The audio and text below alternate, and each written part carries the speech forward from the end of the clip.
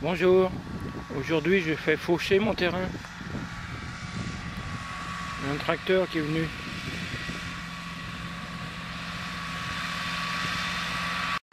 Le fauchage d'un terrain se fait en 4 étapes, ou même 5 si on sépare la dernière en deux. Première étape, on fauche le foin, on fauche le terrain. Deuxième étape, on remue, on mélange le foin coupé pour qu'il puisse sécher sur tous ses côtés, si on peut dire, qu'il soit bien sec. Troisième étape, on fait des andins, c'est-à-dire qu'on les réunit au lieu qu'ils soient tout éparpillés partout à la surface du champ, on le réunit en rangées qui seront faciles à ramasser après à l'étape 4. Et la quatrième étape, on ramasse justement ces andins, ces lignes, pour en faire des bottes de foin, qu'elles soient rectangulaires ou rondes. On peut séparer cette étape éventuellement en deux avec une quatrième bise ou cinquième. On range les bottes là où il faut, quoi, dans le local approprié. Ici, c'est la première étape. Le tracteur fauche. D'ici 2-3 jours, il viendra remuer le foin pour le faire sécher bien de partout, bien sec. Voilà. Sinon, je me suis pris beaucoup trop tard parce qu'il aurait fallu le faucher début juin. Et là, on est fin juillet. Ça fait beaucoup. Il sera moins appétant, comme on dit, pour les animaux. Ils auront moins envie de le manger. Il sera sans doute un peu moins nourrissant aussi. Mais c'est pas grave. L'année prochaine, je ferai mieux. Je serai plus... je connaîtrai mieux les choses. Je serai mieux organisé.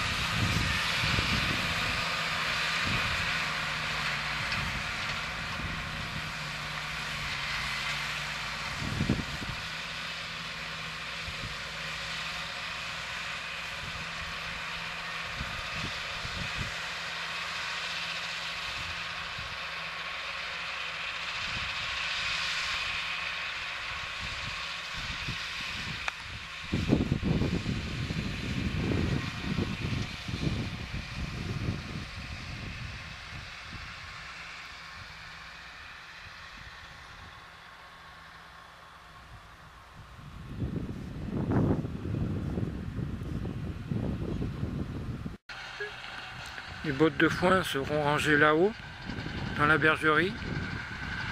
Et j'ai demandé au gars d'en mettre 2 ou 3 dans le jardin pour pouvoir faire une bonne épaisseur de paillage sur tout le jardin. Voilà.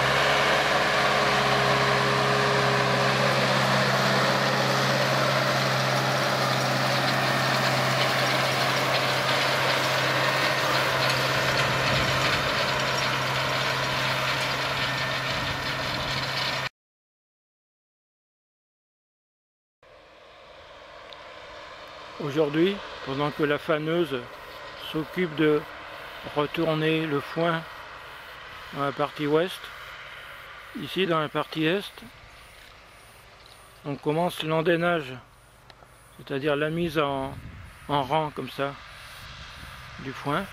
On va faire plusieurs rangs et demain, je pense, ils ramasseront les rangs pour faire des grosses balles, une grosse boule de foin.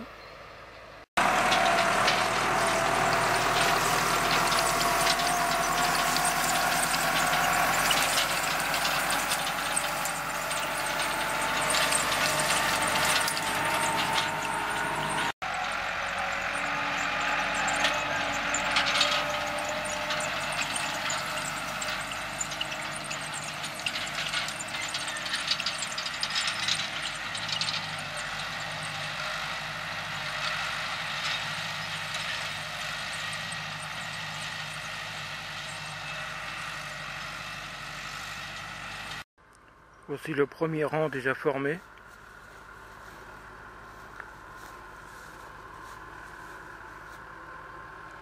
Le deuxième est en cours.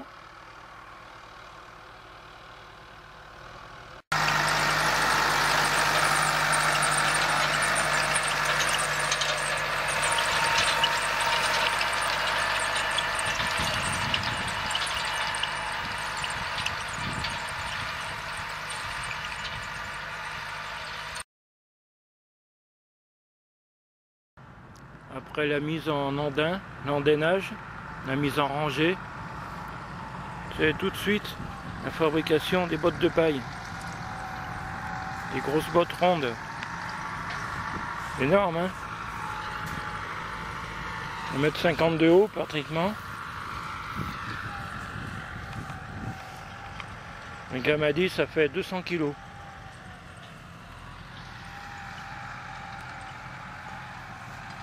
Ça va être bon pour pailler le jardin, ça.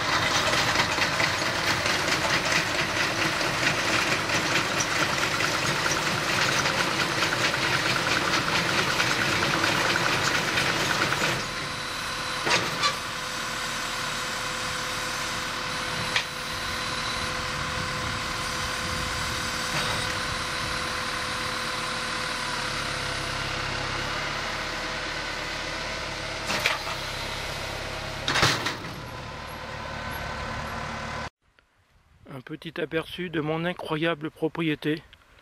Tout ce que vous voyez sur l'écran, c'est à moi, y compris la colline là-bas au fond.